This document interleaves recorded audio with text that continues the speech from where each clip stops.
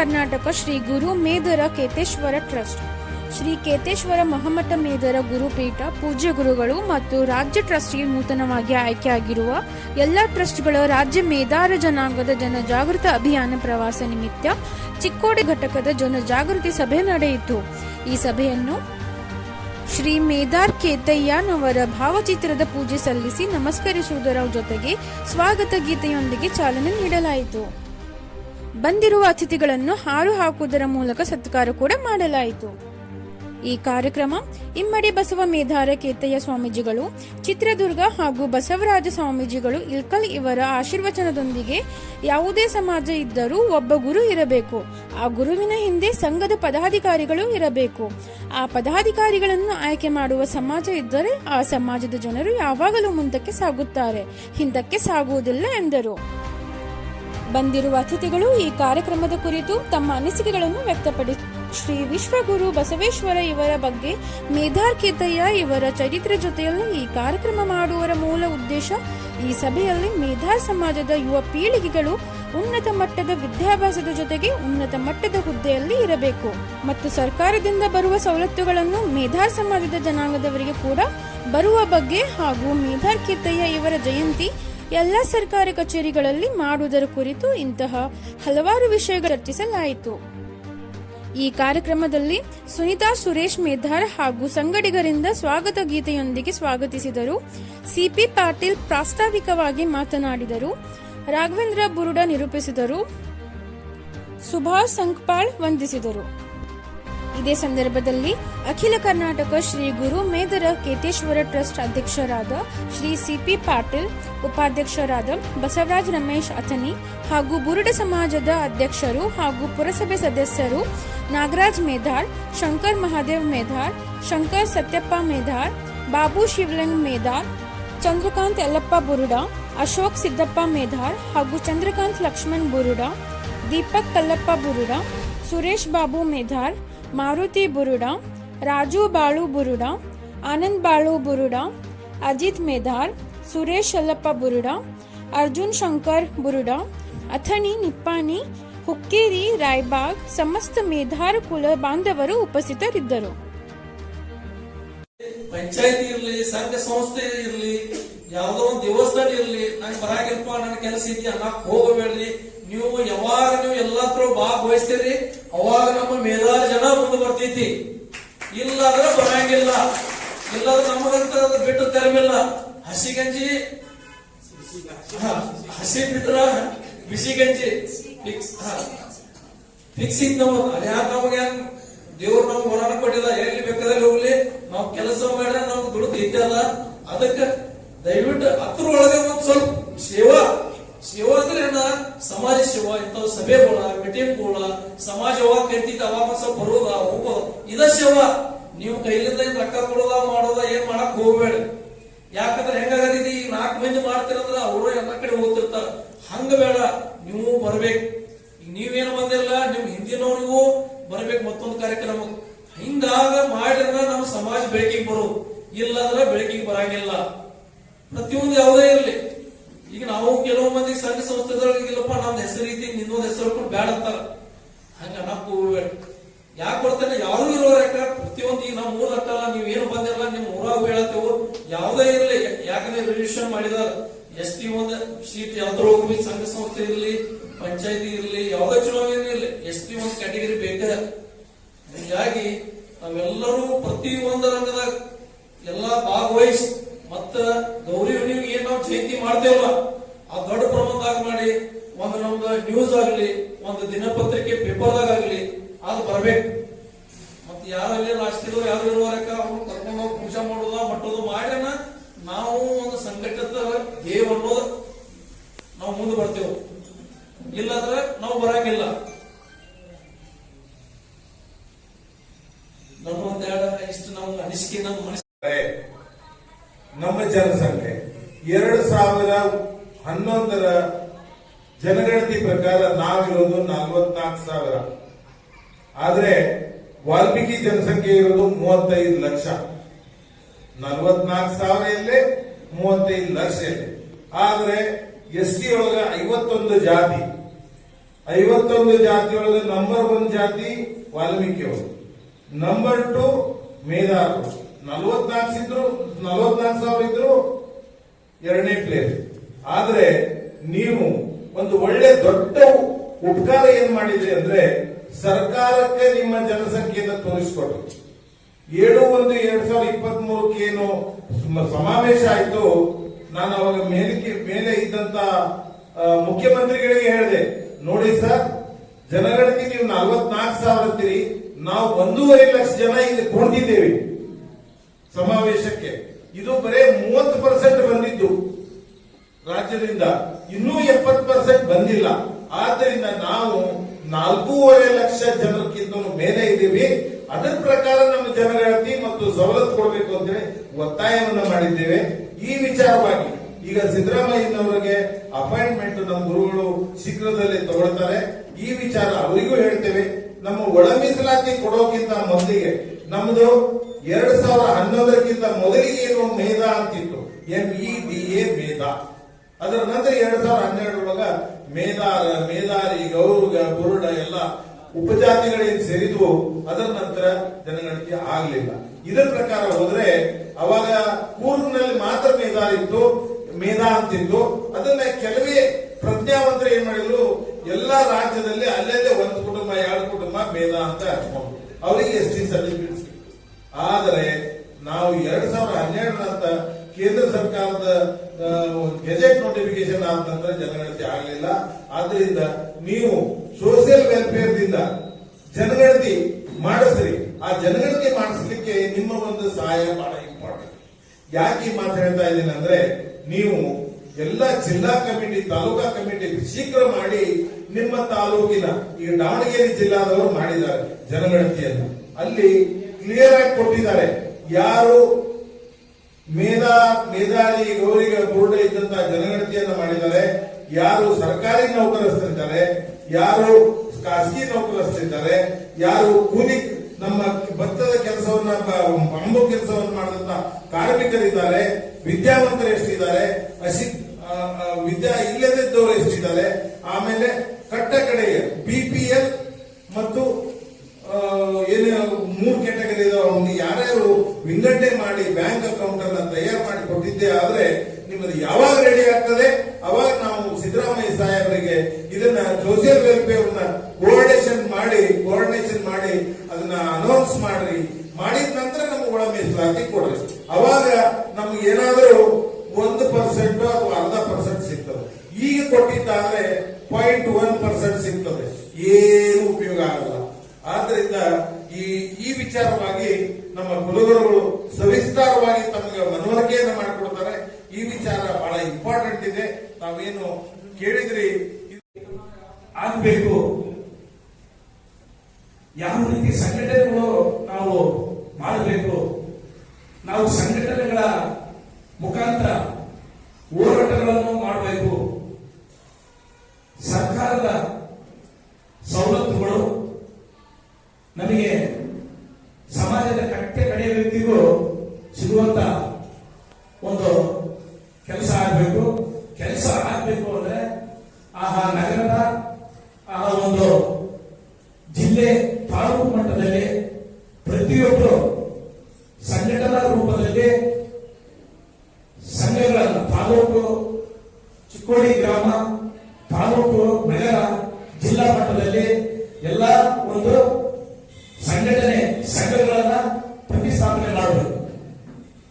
ಆ ಪ್ರತಿಷ್ಠಾಪನೆಗಳ ಮೂಲಕ ನಮಗೂ ನಮ್ಮ ಸಮಾಜದ ಮಕ್ಕಳಿಗೂ ವಿದ್ಯಾಭ್ಯಾಸದ ಸಲುವಾಗಿ ಆಗಲಿ, ಮುಂದೆ ನಮಗೆ ಸರ್ಕಾರದಿಂದ ಬರುವಂತ ಅನುದಾನಗಳು ಇರ್ಬೋದು, ಇನ್ನೂ ಅನೇಕ ಕಾರ್ಯಗಳು ಇರ್ಬೋದು.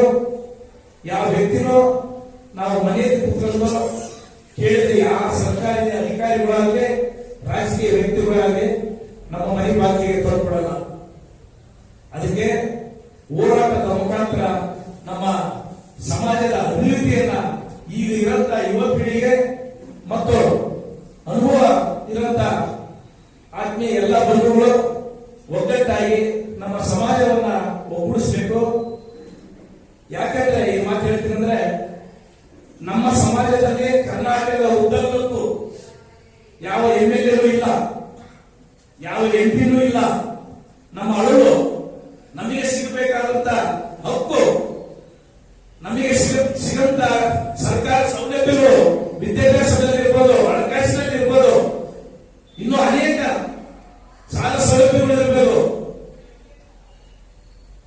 ಸರ್ಕಾರದಿಂದ ಬರುವಂತ ಗ್ರಾಂಟ್ಗಳು ಇರ್ಬೋದು, ಸರ್ಕಾರದಿಂದ ಸ್ವಂತ ಜಾಗ ಇದ್ದರೆ ಗ್ರಾಂಟ್ಗಳು ಹಾಕಿ ಸರ್ಕಾರದ ಹಣದಿಂದ ಮನೆ ಕಟ್ಟಿಸ್ಬಿಡ್ತಾರೆ. ಇಲ್ಲಿ ನೀವು ಯಾರಾದ್ರೂ ಆ ರೀತಿ ಕಟ್ಟಿಸಿದ್ದೀರಾ? ಕಟ್ಟಿಸಿಲ್ಲ, ಸಂತೋಷ. ಅದು ಇನ್ನೂ ಹೆಚ್ಚಿನ ರೀತಿಯಲ್ಲಿ ಆಗಬೇಕು. ಎಲ್ಲಾ ಭಾಗದಲ್ಲಿ ಇಂಥ ಸೌಲಭ್ಯಗಳು ನಮಗೆಲ್ಲರಿಗೂ ಕಡೆ ವ್ಯಕ್ತಿಗೂ ಸಿಗಬೇಕು. ಸಿಗಬೇಕು ಅಂದ್ರೆ ನಮಗೆ ನಾವೇ ಹೋರಾಟ ಮಾಡಬೇಕು. ನಮ್ಮಲ್ಲಿ ಯಾರು MLA ಇಲ್ಲ ಹೋಗಿ ಹೇಳ್ಬೇಕು ಅಂದ್ರೆ, ಯಾ MP ಇಲ್ಲ, ನಾವು ಹೋಗಿ ಯಾರಿಗೆ ನಮಗೆ ಇಂಥ ಅನಾನುಕೂಲ ಆಗೈತಿ ಬರೀ ಮಾಡಿ ಅಂತ ಯಾರು ಇಲ್ಲ. ನಮಗೆ ಗುರುಪೀಠ ಇದೆ, ಗುರುಗಳಿದ್ದಾರೆ.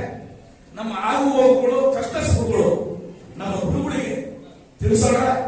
ಯಾವುದೇ ನಗರದಲ್ಲಿ, ಯಾವುದೇ ಊರಲ್ಲಿ, ಯಾವುದೇ ಒಂದು ಸರ್ಕಾರಿ ಕಚೇರಿಯಿಂದ ನಮಗೆ ಯಾವುದೇ ಒಂದು ಅನ್ಯಾಯ ಆಗ್ತಾ ಇದೆ, ನಮ್ಮ ಕೈಯಲ್ಲಿ ಆಗ್ತಾ ಇಲ್ಲ ಅನ್ನೋ ಒಂದು ಅಭಿಪ್ರಾಯ ಏನಾದರೂ ಇದ್ರೆ ಶ್ರೀಮಠದ ನಮ್ಮ ಗುರುಗಳಿಗೆ ಪತ್ರದ ಮುಖಾಂತರ ನೀವು ತಲುಪಿಸಿ. ಆ ಒಂದು ನಮ್ಮ ಒಂದು ಹಳ್ಳಿಗೆ ನಮ್ಮ ಸ್ವಾಮಿಯರು ಅಲ್ಲಿಂದ ಇಲ್ಲಿಗೆ ಬಂದು ಆ ಒಂದು ಕಷ್ಟ ಸುಖನ ಆಲಿಸಿ ತಮ್ಮ ಒಂದು ಅನಿಸಿಕೆ ಸರ್ಕಾರದಂತೆ ಇರ್ಬೋದು, ಧಾರ್ಮಿಕವಾಗಿ ಇರ್ಬೋದು, ಎಲ್ಲದನ್ನು ನಮ್ಮ ಸುಪ್ರೀಂ ಯಾರು ಗುರುಗಳೇ. ಗುರುಗಳಿಂದಲೇ ನಾವೇನಾದ್ರು ಇವತ್ತು ಮುಖ್ಯಮಂತ್ರಿ ಕಾಣಬೇಕಂತ ನಾವೇ ಸಂಘಟನೆ ಆಗೋದ್ರು ಕಾಂಪೌಂಡ್ ಒಳಗೂ ಬಿಡಲ್ಲ. ನಿಮಗೆ ಗೊತ್ತಿರಲಿ, ಕಾಂಪೌಂಡ್ ಒಳಗೂ ಬಿಡಲ್ಲ. ಆಸ್ಪದ ಮಾಡಿದೆ. ದಯವಿಟ್ಟು ಎಲ್ಲರೂ ಕೈಗೂಡಿಸಿ ನಮ್ಮ ಟ್ರಸ್ಟ್ ಮಠದ ಬಗ್ಗೆ ಎಲ್ಲರೂ ಸ್ವಲ್ಪ ಜನಜಾಗೃತಿ ಆಗಬೇಕಾಗಿ ತಮ್ಮಲ್ಲಿ ಈ ಮೂಲಕ ಕೇಳ್ಕೊತಾ ಇದ್ದೀನಿ. ಈ ಸಭೆಯ ಮೂಲಕ ಈ ದಿನ ಸರ್ಕಾರದ ವತಿಯಿಂದ ಒಳ ಮೀಸಲಾತಿನೂ ಬಂದಿದೆ, ಈ ದಿನ ಬರ್ತಾ ಇದೆ. ಅದಕ್ಕೆ ನಾವೆಲ್ಲರೂ ಒಗ್ಗಟ್ಟ ಆಗಬೇಕು. ಮತ್ತೆ ಸಂಘಟನೆ ಫಸ್ಟ್, ಅದಕ್ಕೆ ಮುಂಚೂಣಿಯಲ್ಲಿರಬೇಕು, ಸಂಘಟನೆ ಮಾಡಬೇಕು. ಸಂಘಟನೆ ವತಿಯಿಂದ ಏನೇ ಆದರೂ ನಮ್ಮ ಸರ್ಕಾರದಿಂದ ಪ್ರತಿಯೊಂದು ಪ್ರಯೋಜನ ಪಡಿಬಹುದು. ಇಲ್ಲ ಅಂತ ನಾವು ಏನು ಮಾಡಕ್ಕಾಗಲ್ಲ. ಈಗ ಹೇಗೆ ಒಬ್ಬೊಬ್ಬರೇ ಹೋಗಿ ಇಬ್ಬಿಬ್ರು ಹೋಗಿ ಏನು ಆಗಲ್ಲ. ಇದು ಸಂಘಟನೆ ಮುಖಾಂತರ ಹೋಗಿ ಒಂದು ಲೆಟರ್ ತಗೋದ್ರೆ ಅಧ್ಯಕ್ಷರು ಯಾರು ಬನ್ನಿ ಅಂತಾರೆ, ಒಂದು DC ಆಫೀಸ್ಗೆ ಹೋಗೋದು, ಒಂದು ಯಾವುದೇ ಒಂದು ತಾಲೂಕ್ ಆಫೀಸ್ಗೆ ಹೋಗೋದು, ಪ್ರತಿಯೊಂದು. ಅದಕ್ಕೋಸ್ಕರ ದಯಮಾಡಿ ಎಲ್ಲರೂ ಸಂಘಟನೆ ಮಾಡಿ, ಎಲ್ಲರೂ ಒಗ್ಗಟ್ಟಾಗಿ ನಮ್ಮ ಮೇಧಾ ಸಮಾಜದಿಂದ ದಯಮಾಡಿ ಕೈ ಮುಗಿ ಕೇಳ್ತಾ ಇದೆ. ಮಾತನ್ನು ಇರ್ತೀವಿ. ಆದ್ರೆ ಇವತ್ತು ಸರ್ಕಾರದ ಸೌಲಭ್ಯಗಳ ಬಗ್ಗೆ ನಮ್ಮ ಉಪಾಧ್ಯಕ್ಷರು ಹೇಳಿದ್ರು. ಅವೆಲ್ಲ ಸೌಲಭ್ಯಗಳನ್ನ ಹಾಗೆ ಈಗ ಮೊನ್ನೆ 33% ಮಹಿಳಾ ಮೀಸಲಾತಿ ಅಂತೇಳಿ ಸರ್ಕಾರ ಆಗ್ಲೇ ಇದು ಮಾಡ್ತಾ ಇದೆ. ಇಷ್ಟೊಂದು ಸಭೆ ಒಳಗಡೆ ನಾವು 4 ಜನಷ್ಟೇ ಮಹಿಳೆಯರನ್ನು ನಾವು ಇಲ್ಲಿ ಆಹ್ವಾನ ಮಾಡಿದ್ವಿ. ಯಾಕಂದ್ರೆ ಹೆಚ್ಚಿನ ಸಂಖ್ಯೆಯಲ್ಲಿ ಅವರು ಮುಂದಿನ ಕ್ಷೇತ್ರಗಳು ಬರಲೇಬೇಕು. ಈಗ ನಾಳೆ ಗುರುಗಳು ಹೇಳ್ತಿದ್ದಾರೆ, ರಾಜಕೀಯ ಕ್ಷೇತ್ರದಲ್ಲಿ ನಮ್ಮ ಮೀಸಲಾತಿ ಹೆಚ್ಚಾಗ್ತದೆ ಅಂತ. ಈಗ ನಮ್ಮ ತಾಲೂಕ್ ಪಂಚಾಯತಿ, ಜಿಲ್ಲಾ ಪಂಚಾಯತಿ ಅಥವಾ ನಗರಸಭೆ, ಪುರಸಭೆ, ಯಾವುದೇ ಕ್ಯಾಟಗರಿ ST ಮಹಿಳೆ ಅಂತ ಬಂದಾಗ ನಾವು ಸ್ಪರ್ಶಬೇಕಾಗುತ್ತೆ. ಸ್ಪರ್ಶಬೇಕಪ್ಪ ಅಂದ್ರೆ ಆ ವಿಚಾರವಾಗಿ ನಾವೆಲ್ಲ ಜಾಗೃತರಾಗಬೇಕು. ನಾವೆಲ್ಲ ಅನೇಕ ನಮ್ಮ ಮನೆ ಮಕ್ಕಳು ವಿದ್ಯಾರ್ಥಿಗಳು ಇರ್ತಾರೆ, ಅವರು ಸಹ ಅಷ್ಟೇ. ಅವರು ಆ ವಿದ್ಯಾಭ್ಯಾಸ ಒಂದು ಮಾಡುವ ಸಂದರ್ಭದಲ್ಲಿ ಅನೇಕ ಸೌಲಭ್ಯಗಳು ಪಡೆಯುವಂತ ಆಗಬೇಕಾದ್ರೆ ಆ ವಿಚಾರವಾಗಿ ಅವರು ಸಹ ಜಾಗೃತರಾಗಬೇಕು. ಸಮಾಜದ ಒಗ್ಗಟ್ಟಿಗೆ ನಾವು ಈ ಒಂದು ಕೇತೇಶ್ವರ ಅನುಯಾಯಿಗಳು ಈ ಒಂದು ಸಂದರ್ಭದಲ್ಲಿ ಹುಟ್ಟಿದ ಮೇಲೆ ನಮ್ಮ ಸಮಾಜಕ್ಕೆ ನಾವೇನ್ ಮಾಡ್ಬೇಕನ್ನೋ ಒಂದು ವಿಚಾರದಲ್ಲೂ ನಾವು ಜಾಗೃತರಾಗಬೇಕು. ಚಿತ್ರದುರ್ಗದಲ್ಲಿ ಮಹಾಮಠ ಸ್ಥಾಪನೆ ಆಗಿದೆ. ಅಲ್ಲಿ ಪೂಜೆ ಗುರುಗಳು ಈಗಾಗಲೇ 3-4 ಬಾರಿ ಅವರು ರಾಜ್ಯ ತುಂಬಾ ಪ್ರವಾಸ ಮಾಡಿದ್ದಾರೆ.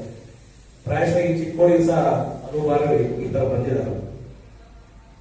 ನಮ್ಗೆ ಬಹಳ ಖುಷಿ ಆಯ್ತು. ಚಿಕ್ಕೋಡಿಯಲ್ಲಿ ಬರುವಾಗ ಪೂಜೆ ಗುರುಗಳು ಹೇಳ್ತಾ ಇದ್ರು ಸಂಘಟನೆ ಬಗ್ಗೆ ಆ ತರ ಇಲ್ಲ. ಈ ಮಂಗಲ ಭವನ ನೋಡಿದಾಗಂತೂ ನಮ್ಗೆ ನಿಜವಾಗ್ಲೂ ಅಕ್ಷರಶಃ ಬಹಳ ಖುಷಿ ಆಯ್ತು. ಒಂದ್ ಒಳ್ಳೆ ಮಂಗಲ ಭವನ ಇಂತ ಒಂದು ಕಟ್ಟಿದೀರ, ಸುಸಜ್ಜಿತವಾದ ಕಾರ್ಯಕ್ರಮ ನೀವು ಆಯೋಜನೆ ಮಾಡಿದ್ದೀರಾ. ನಿನ್ನೆ ಈ ಒಂದು ರಾಜ್ಯ ಪ್ರವಾಸ ಕೂಡಲ ಸಂಗಮದಲ್ಲಿ ಕೇತೇಶ್ವರ ಮಹಾಸ್ವಾಮಿಗಳ ಒಂದು ವಿಗ್ರಹ ಅನಾವರಣ ಆಗೋದ್ರ ಮೂಲಕ ನಿನ್ನೆ ಪ್ರಾರಂಭ ಆಗಿ ಬೆಳಿಗ್ಗೆ ಇವತ್ತು ಬಿಜಾಪುರದಲ್ಲಿ ಸಹ ಒಂದು ಜಿಲ್ಲಾ ಜನಜಾಗೃತ ಸಭೆ ಆಯಿತು. ಇದು 2ನೇ ಸಭೆ ನಿಮ್ಮ ಬೆಳಗಾವಿ ಜಿಲ್ಲೆಯಲ್ಲಿ. ಬಹಳ ಒಳ್ಳೆಯ ಒಂದು ಸಭೆಯನ್ನು ಆಯೋಜಿಸಿದ್ರಿ. ಈ ವಿಷಯವಾಗಿ ನನಗೂ ಬಹಳ ಖುಷಿ ಇದೆ. ಹಾಗೆ ಮುಂದಿನ ಎಲ್ಲ ಒಂದು ಸಮಾಜದ ಮುಖ್ಯ ಕೆಲಸಗಳಿಗೆ ತಾವೆಲ್ಲರೂ ಪಾತ್ರರಾಗಬೇಕು. ಮಹಾಮಠದ ಯಾವುದೇ ಒಂದು ಕರೆ ಬಂದ್ರೆ ತಾವೆಲ್ಲ ಮುಂದೆ ಅದು ನಿಂತು ಆ ಕಾರ್ಯಗಳನ್ನ ಮಾಡೋಣ. ಏನಂತ ಹೇಳಿದ್ರು ಅವರು, ದೇವರ ಸಮಾಜದ ಅವರೊಳಗೆ ಇತರ ಎಜುಕೇಟೆಡ್ ಜನ ಎಷ್ಟಾದರು, ನೋಟರ್ಸ್ನ ಜನ ಎಷ್ಟಾದರು, ಅದರಲ್ಲಿ ನಮ್ಮ ಬ್ಯಾಲರಿಗೆ ಜನ ನಾವು ಮನೆ ಕುಸುಮ ಮಾಡೋ ಜನ ಎಷ್ಟಿದ್ದಾರೆ ಅದನ್ನು ಸರ್ವೆ ಮಾಡಕ್ಕೆ ಬಿಟ್ಟು ಅದು ಲಿಸ್ಟ್ ರೆಡಿ ಮಾಡಿದ್ದಾರೆ. ಮಾಡಿ ಅಪ್ಪ ಒಂದೇ ಮಾತಂದ್ರು, ಇದು ನಾವು ಅಭಿವೃದ್ಧಿ ಆಯ್ತು, ಅಭಿವೃದ್ಧಿ ಆಯ್ತು ಪೈಲೇದ ಮಾತಕ್ಕೆ ಯಾರಿಗೆ ಕೊಡಬೇಕು? ನಾವು ಸುಧಾರಣೆ ಆದ್ರಂತ ವೇದ ಸಮಾಜ ಅಭಿವೃದ್ಧಿ ಆಗಲಿ, ಯಾರು ಸುಧಾರಣೆ ಆಗಬೇಕು? ನಮ್ಮ ಗುರು ವೇದಾಯತ ಏನ್ ಕೆಲಸ ಮಾಡ್ತಿದ್ದ ಅಷ್ಟ ಮೆಟ್ಟಲ್ಲಿ ಎಷ್ಟಿದ್ದಾವೆ ಮೊದಲು ಆದಕ್ಕೆ ಅರಿವು ಕೊಡಬೇಕು. ನಾವು ಇದು ಅಪಾರ ಮತ್ತು ಅಧ್ಯಕ್ಷರು ಅದನ್ನು ಸೇವೆ ಮಾಡಿದ್ರು. ಎರಡನೇ ಆದ್ಯತೆ ವ್ಯಾಪಾರಸ್ಥರು ಎಸ್ ಡಿ ಕೊಡೋದಾಗ ಎಲ್ಲ ಸಮಯದ ಸ್ಕೀಮ್ಗಳು ಆಗಿದ್ರೆ ಅವ್ರು ಸೋಲು ಕೊಡೋಣ, ಅದು ಸಮಾಜ ಕೊಡೋಣ, ಅದನ್ನು ಹೇಳುವ ಅಧ್ಯಕ್ಷರು ಅಪಾರ ಮೊದಲು ಎಲ್ಲ ಮನೆಯಲ್ಲಿ ಅವ್ರಿಗೆ ಆದ್ಯತೆ ಕೊಡೋಣ. ಅದಕ್ಕೆ ಸರ್ವೆ ಆಯ್ತು ಅಂದ್ರೆ ಈ ಏರಿಯಾದಲ್ಲೂ ಪೈಲ ಇರು ಕೊಡುವ, ಪೈಲ ಇರು ಕೊಡುವ. ಏನೋ ಜೀವನ ಆಯ್ತು ಇದ್ರ ಆಯ್ತು ಅಂದ್ರೆ ಅಪ್ಪ ಕಡೆ ಬರ್ತದೆ, ಯಾವ ಜಿಲ್ಲಾದ್ರೆ ಹೆಸರು ಕೊಡ್ಬೇಕು, ಪೈಲ ಆದ್ಯತೆ ಅವ್ರಿಗೆ ಕೊಡ್ರಿ. ಹಂತ ಹಂತವಾಗಿ ಹೋಗುದು. ಅವ್ರು ಸುಧಾರಣೆ ಆದ್ರೆ ಸಮಾಜ ಸುಧಾರಣೆ ಆಗ್ತದೆ ಅಂತ ಅಪ್ಪಾರು ಅಧ್ಯಕ್ಷರು ಕಿವಿಟ್ಟು ಆ ಸರಿಯಾದಂತೆ ಇಷ್ಟು ವರ್ಷ ಪೈಲಾದ ಏನೋ ವಿಷಯ ಮಾಡು, ಈಗ 30 ವರ್ಷ ರಾಜ್ಯಾಧ್ಯಕ್ಷರಾಗಿದ್ದೀನಿ, 35 ವರ್ಷ ಮಾಡಿದ್ದೀನಿ, ಆದಾಗಿ ಕೆಲವು ವಿಷಯನೆಲ್ಲ ಮಾಡಿದ್ರು. ಅದಾದ್ರಿಂದ ನಮ್ಮ ಸಮಾಜದಲ್ಲಿ ಇವಾಗ ತಂದಾಗಲ್ಲ ಅವ್ರು ಏನಪ್ಪ ಸಮಾಜಸ್ಥರು ಹೇಳಿದ್ರು, ಆ ಕಡೆ ತಾಟ್ ಮಾಡೋದು, ಆ ಕಡೆ ಮಾತು ಇದ್ರು 4 ಮಾತು ಹೇಳುದು, ಅಂತ ಜನ ಇದಾರ ಸಮಾಜಗಳೆಲ್ಲ ಇರ್ತಾರ. ಅದರಿಂದ ಕೈ ಕೆಲಸ ನಾವು ಎಲ್ಲರೂ ಅಧ್ಯಕ್ಷ ಅಪ್ಪರ ಆಶೀರ್ವಾದದಿಂದ ಒಂದು ಸಮಾಜ ಅಭಿವೃದ್ಧಿ ಆಗಬೇಕು. ಸೊ ಅಭಿವೃದ್ಧಿ ಆದ್ರೆ ಇವರು ಈ ರೀತಿ ಅಭಿವೃದ್ಧಿ ಆಗಬೇಕಂದ್ರೆ ಸಂಘಟನೆ ಯಾವ ರೀತಿ ಆಗಬೇಕು, ಯಾವ ರೀತಿ ಇಷ್ಟು ಜನ ನಮ್ಮ ಚಿಕ್ಕುಡಿ ಕಡೆ ಭಾಗದಲ್ಲಿ ಆಗಲಿ, ನಮ್ಮ ರಾಜ್ಯದ ಕೊಡೋದು ಭಾಗದಲ್ಲಿ ಎಲ್ಲ ಹಿರಿಯರ ಮಾರ್ಗದರ್ಶನದಲ್ಲಿ ನಾವು ಕೆಲಸ ಮಾಡಿದ್ವಿ, ಸಮಾಜ ಸುಧಾರಣೆ ಮಾಡಿದ್ವಿ. ಹಿರಿಯರ ಮಾರ್ಗದರ್ಶನ ಸಮಾಜ ಕೆಲಸ ಮಾಡಿದ್ವಿ, ಹಿರಿಯರ ಬಿಟ್ಟ ಮಾರ್ಗದರ್ಶನ ಕೆಲಸ ಮಾಡಿಲ್ಲ. ನಮ್ಮ ಹಿರಿಯರೆಲ್ಲ ಆಶೀರ್ವಾದ ಮಾಡಿದ್ದಾರೆ. ಈಗ ಪಾಪ ಅವರೇ ಎಷ್ಟು ಜನ ಮಾಡಬೇಕು, ನಾವ್ ಯಾಕೆ ಹುಡುಗರು ಎಲ್ಲ ತಯಾರಾಗೋಣ, ಭಾಗ ಎಲ್ಲ ತಯಾರಾಗಿ ಹಿರಿಯರ ಮುಂದೆ ಕೊಡ್ಸೋದು. ನೀವು ಮಾರ್ಗದರ್ಶನ ಹೇಳ್ತಾರೆ ಅವರು ಯಾವ ರೀತಿ ಸಂಘಟನೆ ಮಾಡಬೇಕು, ಅವ್ರು ಮಾಡಿ ಕೊಟ್ಟ ಗ್ಯಾರೇಜ್ ಅವ್ರು ಏನು ಹಾಗೆ ಕೂತಾರಲ್ಲ ಅದೇ ರೀತಿ ಈ ಭಾಗದಲ್ಲಿ ಈ ಕಡೆ ಏನಪ್ಪ ಮಾಡಿ ಎಲ್ಲರೂ ಹೋರಾಟ ಮಾಡ್ತಾರೆ. ಎಲ್ಲರೂ ಆ ಊರಲ್ಲ ಈ ಊರಲ್ಲ ಅಂತಂದ್ರಲ್ಲ, ಮೇಲಾಗಿ ಶಿಷ್ಯರು ಅಂತ ಎಲ್ಲರೂ ಒಂದೇ, ಎಲ್ಲರೂ ಹೋರಾಟ ಮಾಡೋಣ. ನಮ್ಗೆ ಏನೇನೆಲ್ಲ ಸೌಲಭ್ಯ ತಗೋಣ ಮಾರ್ಗದರ್ಶನ ಪ್ರತಿಯೊಂದಿಗೆ 2 ದಿವಸಕ್ಕೆ 3 ದಿವಸಕ್ಕೆ ಹೋದ ಕಾಂಟ್ಯಾಕ್ಟ್ ಪ್ರತಿ ಜಿಲ್ಲೆ ಅಲ್ಲಿ ಏನಾಯ್ತು ಇಲ್ಲಿ ಏನಾಯ್ತು ಅದನ್ನು ಕೇಳೋದ ಸಾಗೋಣ. ಅಧ್ಯಕ್ಷರು ಯುದ್ಧ ಮಾಡ್ಬೋದಿಲ್ಲ. ಮತ್ತೆ ಇನ್ನೊಂದು ಮಾತು ಹೇಳ್ತೀನಿ ನಿಮಗೆ, ಸಂಘಟನೆ ರೀತಿ ಈಗ ನಮ್ಮಲ್ಲಿ ಕೆಲವೊಂದು ವಿಷಯ ಅದಾವ. ಈಗ ಒಂದು ಉದಾಹರಣೆ, ಈಗ ನಾವು ಇದೇ ಹೇಳ್ಬೇಕು, ನಾವು ರಮೇಶ್ ಶಂಕರ್ ಗುರು ಸಾಕ್ಯ ಅಂತೀನಿ, ಅದು ನನ್ನ ವಿಷಯದಲ್ಲಿ ನಾನು ಬಿಸ್ನೆಸ್ ಪುಸ್ತಕ ಹೆಸರು ಇಟ್ಕೊಂಡಿದ್ದೀನಿ. ಅದು ಒರಿಜಿನಲ್. ಕೆಲವು ಮಂದಿ ಗುರುಳಿಗೆ ಅಂತ ಯಾರು ಗೊತ್ತಾಗಿಲ್ಲ. ಅದ ನಮ್ಮ ಗುರು ಯಾರು ಬೇರೆ ಕೇಳ್ತಾಯ. ನಾವು ಪ್ರತಿಯೊಬ್ಬರು ನಮ್ಮ ಸಮಾಜವನ್ನು ಯಾಕೆ ತಿಳಿಬೇಕು, ನಾವೇ ಹಿಡಿಬೇಕು. ಬೇದಾರ ಕೇಳ್ತಾಯ ಅನ್ನೋದು ಎಲ್ಲೇ ಹೋಗೋದು ನಾವು ಏನೇ ಹೇಳ್ಬೇಕು. ನಾವು ಬೇದಾರ ಕೇಳ್ತಾರೆ ಶಿಕ್ಷಕರು ಯಾವ ಸಮಾಜದಪ್ಪ, ನಾವು ಬೇರೆ ಸಮಾಜದ ನಾವು ಹೇಳೋದು ಅದು ನಾವು ಮಾಡಬೇಕು ಅನ್ನೋದು. ಅಲ್ಲಿ ಕಾಯಕ ಪದ್ಧತಿ ಜಾಸ್ತಿ ಇರ್ತದೆ. ಅವರು ಎಚ್ಚರ ಇರ್ತಾರೆ, ಜಾಗೃತ ಆಗ್ತಾರೆ, ಆಲೋಚನೆ ಇರಂಗಿಲ್ಲ, ತೆಗೆದುಕೊಳ್ಳ ಇರಂಗಿಲ್ಲ, ಸುಧಾರಿತರಾಗ್ತಾರೆ. ಆದ್ದರಿಂದ ದೇಹದ ಕಾಯಕ ಯಾವುದು ಇದನ್ನು ಹುಡ್ತಾ ಇರೋದು ಪ್ರತಿಯೊಬ್ಬರಿಗೂ ಕಾಯಕ ಅನ್ನೋದು. ಆ ಕಾಯಕದಿಂದ ಕೆಲಸ ಆಗ್ತದೆ ಒಂದೇದು. ಇನ್ನು ಕಾಯದಿಂದ ಕೆಲಸ, ಕಾಯಕ ದೇಹ, ಕಾಯಕವೇ ಕೆಲಸ. ಸಾಮಾನ್ಯ ಅರ್ಥದಲ್ಲಿ ಕಾಯಕವೇ ಕೆಲಸ, ನೌಕರಿ, ಉದ್ಯೋಗ, ಹಲವಾರು ಶಬ್ದಗಳನ್ನ ಹೇಳ್ತಾರೆ. ಹಂಗ ಈ ಕಾಯವನ್ನು ಕೆಲಸ ಮಾಡಬೇಕು. ಈ ಕಾಯ ಕೈಲಾಸ ಆಗ್ಬೇಕಾದ್ರೆ ಕಾಯಕ ಇರಬೇಕಾಯ್ತು, ಕಾಯಕ ಇರಬೇಕು. ಆ ದೃಷ್ಟಿಯಿಂದ 12ನೇ ಶತಮಾನ ವಿಶ್ವ ಬಸವಣ್ಣನ ಜೊತೆಗೆ ಇರ್ತಕ್ಕಂಥ ಕೇತೇಶ್ವರ ಮಹಾಪ್ರಭು, ಕೇತಲಾದೇವಿ ಮತ್ತು ಕೇತಯ್ಯ ಮೇದಾರ ಕೇತಯ್ಯ ಮಹಾಸ್ವಾಮಿಗಳು ಅವರು ಬಿದಿರಿನ ಕಾಯಕವನ್ನು ಮಾಡ್ತಿದ್ರು. ನೋಡಿ ಬಿದಿರು, ಆ ಬಿದಿರನ್ನ ಗುಡ್ಡ ಬೆಟ್ಟಗಳನ್ನು ಬೆಳೀತಕ್ಕಂಥ ಹೊಳೆ ದಂಡೆಗಳನ್ನು ಬೆಳೀತಕ್ಕಂಥ ಬಿದಿರನ್ನ ಅದನ್ನ ಕಟ್ ಮಾಡಿ ತೆಗೆದುಕೊಂಡು ಬಂದು ಅದನ್ನ ಒಂದು ಸಂಸ್ಕಾರ ಕೊಟ್ಟು ಬಿದಿರಿನ ಬುಟ್ಟಿಗಳನ್ನ ಮಾಡಿ ಅದನ್ನು ಒದಗಿಸ್ತಾ ಇದ್ರು. ಅದರಿಂದ ಬರ್ತಕ್ಕಂಥ ಹಣವನ್ನು ದಾಸೋಹ ಮಾಡ್ತಿದ್ರು. ಅದು ಎಷ್ಟು ಸೂಕ್ಷ್ಮ ನೋಡ್ರಿ. ಅದೇ ಬೆಳೀತಾ ಬೆಳೀತಾ ಬೆಳೀತಾ ಹೋದ್ಮೇಲೆ ಆ ಉದಿನ ಕಡ್ಡಿಗಳಾದವು, ಬೆತ್ತ ಆದವು, ಹಲವಾರು ಬುಟ್ಟಿಗಳಾದವು. ವೈಜ್ಞಾನಿಕವಾಗಿ ಬೆಳೀತಾ ಬೆಳೀತಾ ಬೆಳೀತಾ ಹೋಗ್ತಾ ಇದ್ರು. ಆ ಬಿದಿರಿನ ಆಮೇಲೆ ಪೇಪರ್ ಆದವು, ಬಿದಿರಿಂದ ಪೇಪರ್ ತಯಾರಾಗ್ತದೆ. ಕಾರವಾರದಲ್ಲಿ ಈ ಬಿದಿರನ್ನ ಫ್ಯಾಕ್ಟ್ರಿಯಲ್ಲಿ ಒಯ್ದು ಅದನ್ನ ಕಟಿಂಗ್ ಮಾಡಿ ಅದನ್ನೊಂದು ದ್ರವ ಮಾಡಿ ಅದನ್ನ ಸಂಸ್ಕಾರ ಮಾಡಿ ಪೇಪರ್ ಆಗ್ತಾವ. ಪೇಪರ್ ಎಷ್ಟು ಮಾತು ನೋಡಿ, ಬಿದಿರನ್ನು ಎಷ್ಟು ಮಾತು ಇದೆ. ಹಂಗ ಆ ಕಾಯಕದಲ್ಲಿ ನಿಷ್ಠಾವಂತರಂತ ಮೂಲ ಗುರುಗಳು ಏನಿದ್ದಾರೆ ಈ ಸಮಾಜದ ಮಹಾಕರ್ತೃಗಳು, ಮಹನೀಯ ಮಂತ್ರಿಗಳು.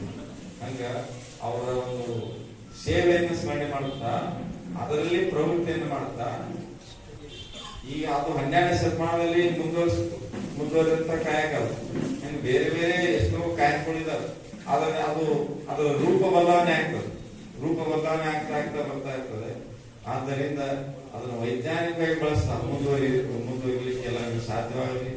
ಎಲ್ಲರೂ ಸಂಘಟನೆಯಿಂದ ಮಾತ್ರ ಸಾಧ್ಯ. ಪ್ರಗತಿ, ವಿದ್ಯೆ, ಅಧಿಕಾರ ಇವೆಲ್ಲ ಸಿಗಬೇಕಾಯ್ತು ಅಂತಂದ್ರೆ, ಆರೋಗ್ಯ ಇವೆಲ್ಲ ಸಿಗಬೇಕಾದ್ರೆ ಸಂಘಟನೆ ಮುಖ್ಯ ಆಯ್ತು. ಆದ್ದರಿಂದ ಎಲ್ಲರೂ ಸಂಘಟನೆಯಿಂದಲೇ ಕಾಯಕ ಪ್ರಜ್ಞೆ ಇದ್ದೇವೆ. ಯಾಕಂದ್ರೆ ಸಮಯ ಸ್ವಲ್ಪ ಇರೋದ್ರಿಂದ ಹಂಗೆ ಹೇಳ್ತಾ ಹೋದ್ರೆ ಬಹಳ ಆಗ್ತದೆ. ಇನ್ನು ಹಲವಾರು ಅಂತ ಈಗಲೂ ಕೂಡ ಮೇದಾಳ ಅನ್ನೋ ಒಂದು ಪದ 2012ನೇ ಇಸ್ವಿಯಲ್ಲಿ ಅದನ್ನ ಎಷ್ಟಿಗೆ ಸೇರ್ಕೊಳ್ಳುತ್ತೆ. 2003-4ರಲ್ಲಿ ಇನ್ನೂ 4 ಪದಗಳು ಸೇರ್ಕೊಳ್ತವೆ. ಈಗಲೂ ಕೂಡ ನೀನ್ ಮೇಧ ಅಂತ ಸರ್ಟಿಫಿಕೇಟ್ ಕೊಡ್ತೀನಿ ಹೊರತು ಮೇಧಾಳ ಅಂತ ಕೊಡ್ತಾ ಇಲ್ಲ. ಹೌದಲ್ವಾ?